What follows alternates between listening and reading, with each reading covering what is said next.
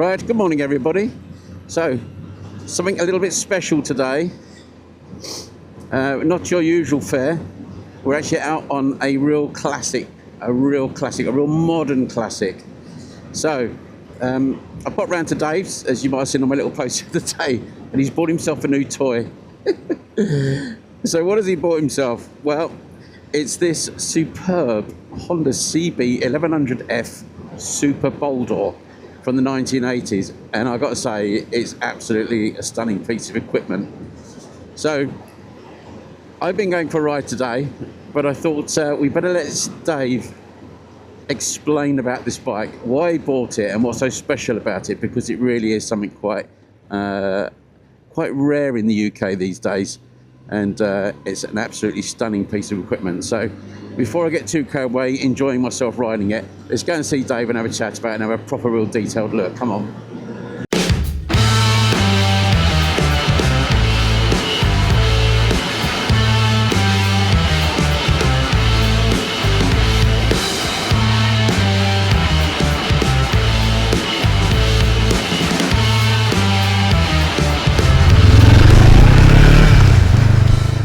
Right, we're back. Well, I'm back, so I didn't get too carried away yet. I'm going to do some more riding later.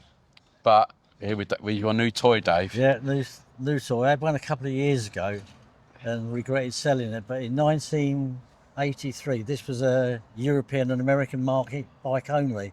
Yeah. And we was a Honda dealer down at the original Boldor in Worthing. Yeah. And someone mentioned it. So we went out to Belgium and brought 4 of them back. Oh, really? You were travelling all over the place then, when you're buying bikes all over the country. Yeah, Switzerland, Belgium, direct from Japan. Yeah. So what actually is this, Dave? What actually is it? Basically, I mean, everyone says, what is it? It's obviously a C1100, but what it was like typical Americans and a lot of other people, they wanted bigger. So they basically got a 900 and bored it to 11 to get bit more power in that. They raced it, I think they raced it in Australia, America, suspension, all that. I think a lot of them cheated probably. They said it was not put 900 badges on it with 1100 engine. Because there's a lot, it's quite majorly breathed on, isn't it? This one is, yeah. Yeah. It's the load of CB1100R parts, but it's got forged 1100 oversized pistons, R camshafts, got special chains and chain slippers. Yeah. It's had the forks revalved and uprated with YSS springs. It's got CBX 1000B forks so that you can have the ventilated discs. It's got CB1100R Comstar wheels, YSS shocks, YSS springs. So some of those components were available at the time. Yeah. And some are new, aren't they? Yeah, like I've seen like the YSS shocks. Yeah, the ones they used to fix them, they used to call them FVQ, fades very quickly. Shock absorbers on the back. And everyone said as soon as they get warm, the bike would go everywhere, which I 900, standard CB900 used to do the same. Because the amazing thing about this bike is, I mean, one is the age of it. It's 43 years old. 43 years old. It's a 1 year only model, basically. Yeah. I don't know why they dropped it. Obviously, and because of that, because it's this model is what they call the Super Boldor, isn't it? Yeah. So this is Boldor is the golden bowl, which is the bowl of gold. Yeah. Bowl of gold. That's it. So it's an endurance race, and it was an endurance racing bike, wasn't it? Basically, yeah. And then they done the R version. Yeah. To compete, thing that Ron Hassel used to. About. You don't hear much about endurance racing now, but that was a real big thing back in the day. They still do a bit of that. Yeah, they still do it. It's just that everyone's more into GP now, aren't they? Yeah. They got someone to follow, like Rossi and Marquez and people like that. So this bike has actually been fully restored, though, hasn't it? The whole bike. Not that. How long ago was it done? About a year ago. Oh, okay. So it is pretty recent. Finished quite recently. But the whole bike's been, well, you see, it's immaculate. Yeah. It's done a bit more now. Had 1,500. Yeah. Got 16, just over 1,600 miles on it now. Yeah, since the rebuild, basically. Yeah. Won't be really nice to have. This you've bought as sort of your private sort of collection. Yeah. I know I'm not going to talk about price, but it was an absolute bargain as far as Yeah. I can tell. Haven't been read it, Yeah. but let's have a look at the wheels and stuff like that, because these are real trick parts on here. Yeah. I think when you look at, I've never seen stuff like this on bikes like this. Well, what it is to keep the brakes a bit cooler, they put ventilated discs on the R. Yeah. And the CBX, the later model, they done the first CBXs had just ordinary discs. Yeah. And then they brought the B model out and they put ventilated discs on it, better brakes. This one's got the CBX buttons to go with the discs and the calipers. Yeah. It's got YSS uprated progressive springs in it. It's got VFR 800 switches, which are later switch, which are nicer. Yeah. It's got new exhaust, which I think is a Mavic. It's got the oversized CB1100R forged pistons. Yeah. R camshafts. Carbs are fully rebuilt, and it's had an R6 starter spread clutch conversion. Oh, okay. And I saw it showed us one of them. And apparently, it's a thing they do on a lot of them, because the Honda ones apparently pack up quite easily. Oh, okay. A bit like Triumph ones used Yeah. to be. But no, it's gone right over it. I mean, Yeah. Because these wheels, they're quite an interesting construction, aren't they? They're like yeah, I think multi-part. They're like riveted together. Yeah, it's all separate units, and I think they bolt. Yeah, they're bolted through at the middle, through the bottom part, and then they're riveted at the top. So I suppose if you broke one, you could replace it, but no one would do. You'd just buy another wheel. Yeah. So, and the vented disc, you don't see vented discs. That's the first time I've seen a vented disc on a bike, I think. Another Honda thing, wasn't it? Yeah. They tend to come up with all these ideas, but you don't see them on the modern bikes. If anything, they make them much slimmer now. Yeah. It's all to keep the weight down. Yeah. But they obviously work, but why they don't? Yeah. It must be cost, I suppose. It's like having price of two discs. Yeah. The brakes on this are so lovely and progressive. You're going into corner, and you could feel the front going diving, but it's in a really controlled manner. It's not sudden. It just feels as it should be. Yeah. Probably really some of that's probably to do with fork springs as well. Yeah. So what's this bike actually like to ride? You know, does it feel like a bike from the 80s? No. Do you know what it feels like? It feels like a motorbike. You know, there's no assistance anywhere. They've just given you a pure mechanical thing which has been refined, you know, to give you what you need to make a great motorbike. You know, great brakes, great handling, great suspension, and all the rest of it. I know some of the bits, you know, are slightly more modern on this bike, but holy moly, does it feel good. Turns lovely. You've got these I think, which they've called the sort of European bars, these sort of short, they're almost like clip-ons, but they're not. You see a lot of these on bikes of this period. I had them on my Kawasaki GT. You know, they are what they are at the end of the day. The clocks, those lovely clocks, they remind me of the sort of clocks you get on the Lancers, the Italian bikes, the Viglia clocks. Is it the Viglia? And really nice. And you know, at night they're gonna light up really nicely. The other bonus of this bike being an endurance bike or built for endurance racing is that it's comfortable. When did we stop making, you know, ultra fast sports bikes comfortable? You know, there was no need for it, was it really? But this is lovely. This is absolutely lovely, and I'm not in a bad seating position for this bike. It's comfortable, and what it was designed to do, you need to be relatively comfortable. It's got to be fast, and I'll talk about that in a sec. But you know, it just feels like a motorbike. The foot pegs are slightly back, so my legs really are quite angled on this bike, but not to a point where you think, oh, that's going to be, you know, hard work. If you were really tall, you know, if you were over 6 foot, I think you'd find it's quite hard work. But it's a bike that when you get on it, it gives you that impression that you're already doing 100 miles an hour. You know what I mean? It's got such a lovely sort of feel, and the tank is slim. The weight is low down, so you don't feel the weight, even though this isn't a particularly heavy bike. And let's come on to that weight, because when you think about it, back in the period that this bike came out in the 80s, you know, there used to be this sort of magical figure, particularly with cars. I remember the the little sporty hatchbacks were coming out, and there was this magical figure of 100 horsepower per ton. You know, and if your car could produce 100 horsepower per ton, that's a magical figure. But when you think about motorbikes of the period, and particularly this bike, I think one of the motorbike magazines, when they tested this bike, they said this was the fastest bike they'd ever tested at the period. And this one rating about 122 horsepower. And you've got to remember, you know, with a car to produce 100 horsepower per ton was seen as, you know, quite a milestone. You're looking about 400 horsepower per ton on the bike like this. You know, we weren't messing about, were we, with motorbikes at that time? You know, you still don't achieve that these days with cars. You know, that's an extraordinary power figure. But you've got to think, wow, you know, we were quite spoilt, weren't we, as riders at the time? The actual engine itself, you know, when I said, you know, does it feel like a bike built in the 80s? No, that engine is smooth as anything today. Absolutely smooth as anything. Beautiful 4-cylinder.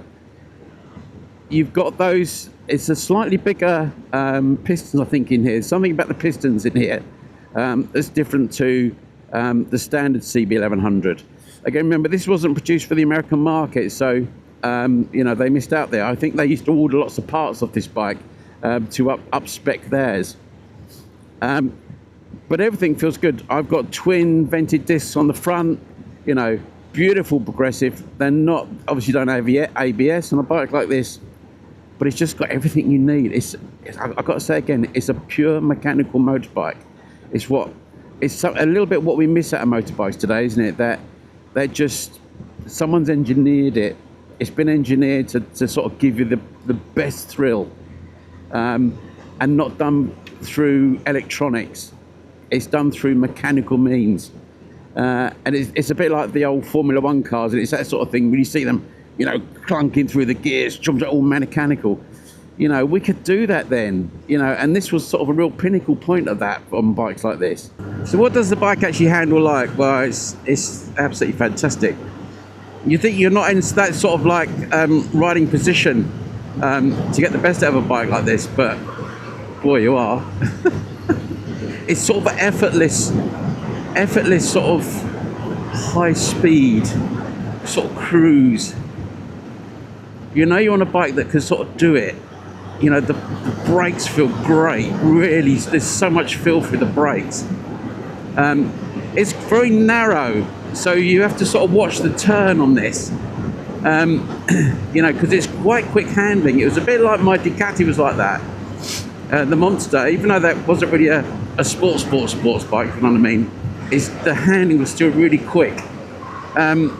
So you've got to sort of prepare yourself for the turn if you've been riding bikes which are not like that. But this has got that sort of stuff in spades. Absolutely amazing. And the engine is so free revving. Absolutely superb. But the other thing, you know, even though you could go blasting around the lanes on this, or, you know, these lovely sort of A roads, you still get the situation where, you know, you're going to pull up at a place where you can see your reflection and just think, oh yes, please. that's really nice. That's so cool. That's the bike I want to be on today. Awesome. The joy of a bike like this is that you can actually nip past when you need to. Straighten that out a little bit. Lovely.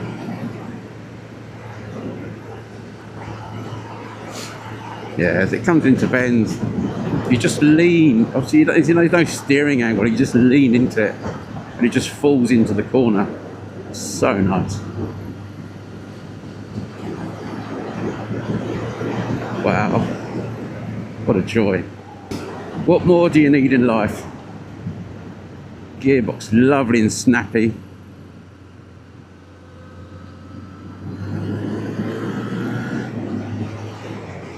Oh wow, that's so positive. Amazing.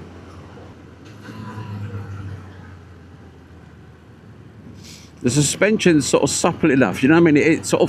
It works with you in the corner.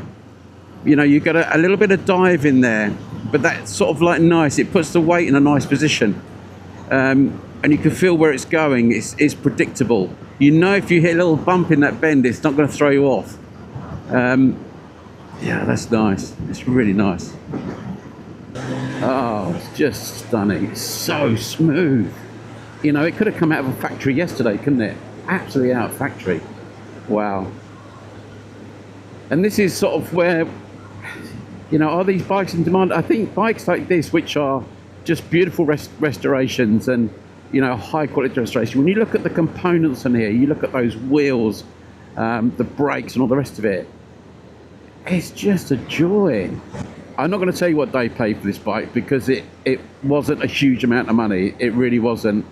And you can't match it today. You can buy anything comparable to this new, you know, not even from China, that will give you such a smile on your face.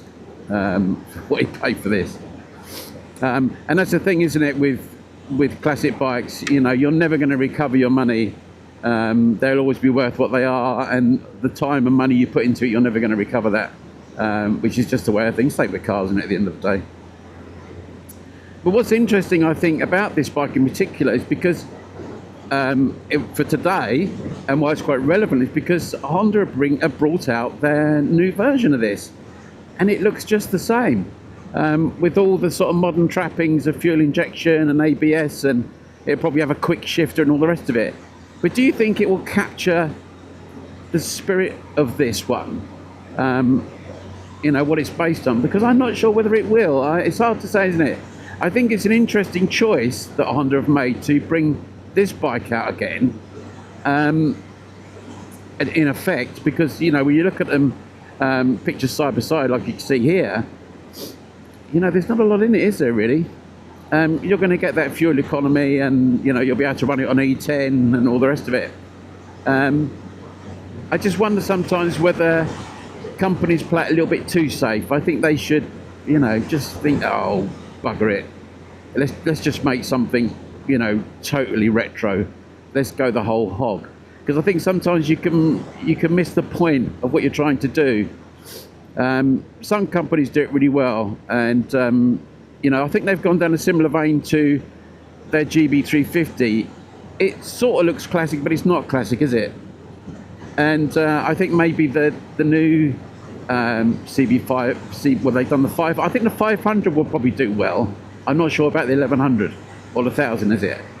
I think I'd sooner spend my money on something like this if I could find a really lovely one like this. I don't think I'll find one at this price. Do you think Dave will mind if I don't bring it back? I don't think Dave's brain's as addled as mine. I think he'll remember he bought this. Oh, I'd love to have this in the garage. How cool is this? What a beautiful bike.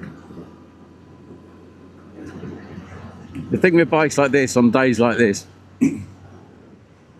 when you're riding along and then you see the speed limit sign, you know, and you go up to nationals, all you can do is open it up, isn't it? You just want to just open the throttle up a little bit and just do what this bike was intended for. Absolutely magic. And there we are, nationals. Beautiful. Wow, what a great bike. Coming to a bend, a little front squeeze on the front brake, down the cob. Oh yeah. Absolutely magic. If you shut your eyes, you wouldn't know you're on a bike which is 40 odd years old. You really wouldn't. Absolutely no chance in hell.